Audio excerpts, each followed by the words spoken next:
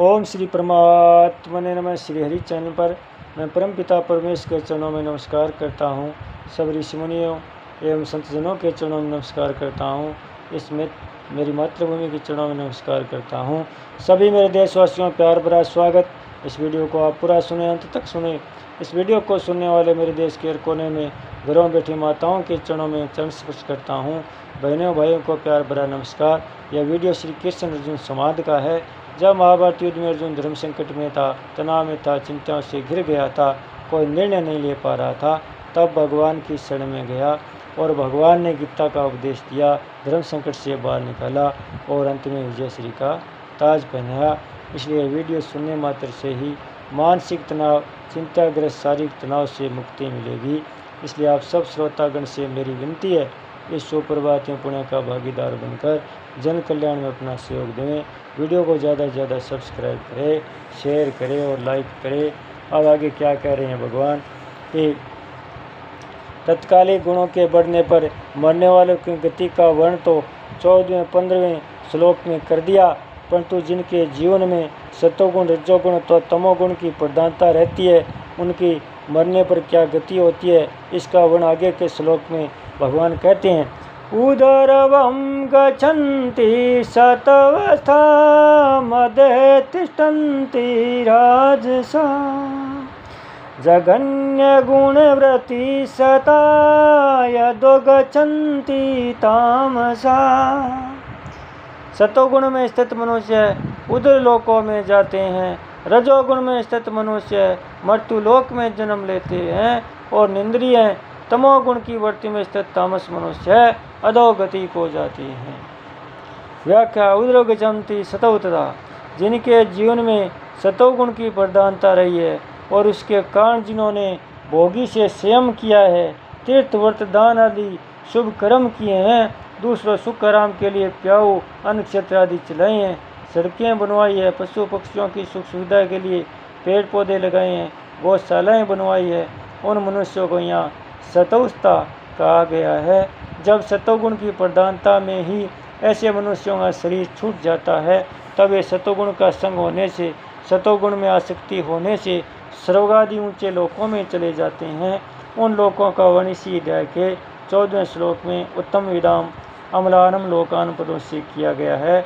उदर लोकों में जाने वाले मनुष्यों को तेजस्व प्रधान शरीर की प्रधान प्राप्ति होती है।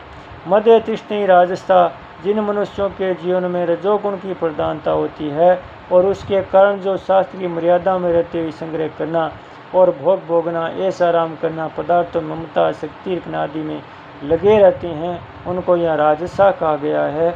जब रजोगुण की प्रधानता में ही अर्थात रजोगुण के कार्यों के चिंतन में ही ऐसे मनुष्यों का शरीर छूट जाता है, तब वे पुनः इस मृत्युलोक में ही जन्म लेते हैं। यहाँ उनको पृथ्वी तत्व प्रधान मनुष्य शरीर की प्राप्ति होती है।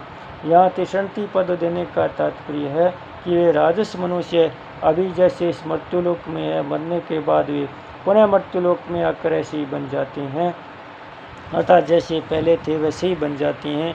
वे अशुद्ध आचरण नहीं करते, शास्त्रीय मर्यादा भंग नहीं करते, परंतु शास्त्रीय मर्यादा में ही रहते हैं और शुद्ध आचरण करते हैं, परंतु पदार्थों व्यक्तियों आदि में राग आसक्ति ममता रहने के कारण वे पुनः मृत्युलोक में ही जन्म लेते हैं।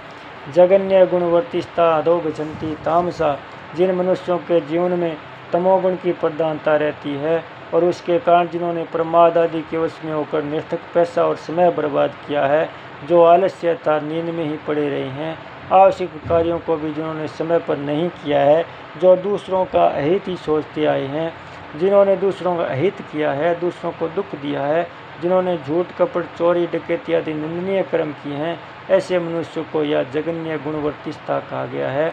जब तमोगुण की प्रधानता में अर्थात तमोगुण के कार्यों के चिंतन में ही ऐसे मनुष्य मर जाते हैं, तब वे अधोगति में चले जाते हैं। अधोगति के दो भेद है, योनि विशेष और स्थान विशेष। पशु पक्षी कीट पतंग सांप बिच्छू भूत प्रेत आदि योनि विशेष अधोगति है और वेतरणी ऐसी पत्थर लाला भक्ष कुंभीपाक रौरव महारौरव आदि नरक के कुंड स्थान विशेष अधोगति है।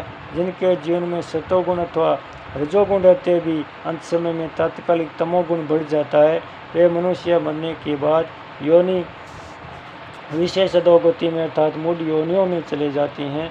गीता 14 अध्याय का 15वां श्लोक। जिनके जीवन में तमोगुण की प्रधानता रही है और उसी तमोगुण की प्रधानता में जिनका शरीर छूट जाता है, वे मनुष्य बनने के बाद स्थान विशेष अधोगति में अर्थात नरकों में चले जाते हैं। गीता 16 अध्याय का 16वां श्लोक। तात्पर्य यह का सात्विक, राजस अथवा तामस मनुष्य का अंतिम चिंतन और हो जाने से उनकी गति तो अंतिम चिंतन के अनुसार ही होगी, पर सुख दुख का भोग उनके कर्मों के अनुसार होगा। जैसे कर्म तो अच्छे है पर अंतिम चिंतन कुत्ते का हो गया, तो अंतिम चिंतन के अनुसार वह कुत्ता बन जाएगा, परंतु उस योनि भी उसको कर्मों के अनुसार बहुत सुख आराम मिलेगा। कर्म तो बुरे है पर अंतिम चिंतन मनुष्य आदि का हो गया, तो अंतिम चिंतन के अनुसार मनुष्य बन जाएगा, परंतु उसको कर्मों के प्रतिरूप में भयंकर परिस्थिति मिलेगी।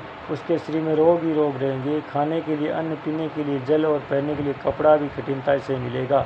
सात्विक गुण को बढ़ाने के लिए साधक सत्य शास्त्रों में पढ़ने में लगा रहे, खाना पीना भी सात्विक करे, राजस तामस खान पान न करे, सात्विक श्रेष्ठ मनुष्यों का ही संग करे, उन्हीं के सानिध्य में रहे, उनके कहे अनुसार साधन करे, शुद्ध पवित्र तीर्थ आदि स्थानों का सेवन करे, जहाँ कोलाहल होता हो ऐसे राजस्थानों का, और जहाँ अंडा और मांस मदिरा बिकती हो ऐसे तामस स्थानों का सेवन न करे।